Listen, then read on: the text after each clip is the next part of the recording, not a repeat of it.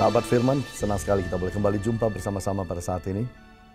Kita belajar berbagai macam disiplin ilmu di universitas. Di universitas kita belajar bagaimana jadi dokter, kita belajar bagaimana kita jadi entrepreneurs, kita belajar bagaimana jadi arsitek, kita belajar bagaimana jadi pengacara, dan yang lain-lain. Lalu di manakah kita belajar menjadi orang tua yang baik?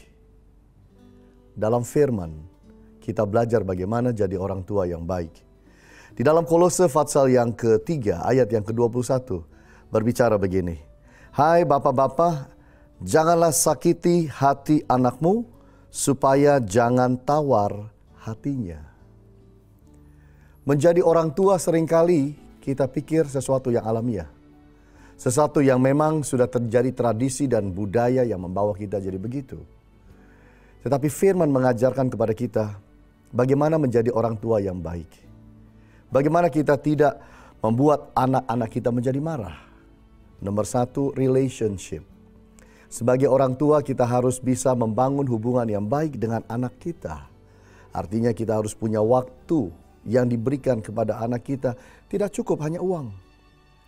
Kita harus memberikan telinga untuk mendengar anak kita.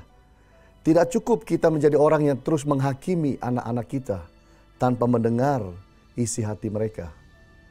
Kita belajar di dalam kehidupan kita supaya relationship kita jadi baik. Kita belajar bagaimana hidup kita ini supaya kita bisa bermain bersama dengan anak. Kita belajar di dalam relationship bagaimana kita mungkin mengajar anak bagaimana caranya bekerja. Kita mungkin juga di dalam kehidupan kita do something together. Hobi kita bersama-sama. Relationship menjaga sesuatu yang indah. Jadilah orang yang positif, yang membangun relationship dengan anak kita dengan baik. Yang kedua adalah kita harus hati-hati supaya menjadi orang tua yang pegang janji. Ada banyak orang tidak pegang janji. Orang tua tidak pegang janji pada anak. Janji akan keluar negeri kalau liburan, tidak ditepati. Janji akan belikan sepeda buat anak, tidak ditepati. Janji akan ke Jakarta atau ke Surabaya atau ke Singapura, tidak ditepati. Berbagai macam janji kita tidak tepati dan seringkali kita tidak rasa bersalah karena kita pikir kita orang tua. Kita harus hati-hati dalam hal ini. Karena hal-hal yang seperti inilah yang seringkali membuat sakit hati anak kita. Dan kita harus belajar. Yang ketiga adalah teladan. Menjadi teladan bagi anak-anak kita.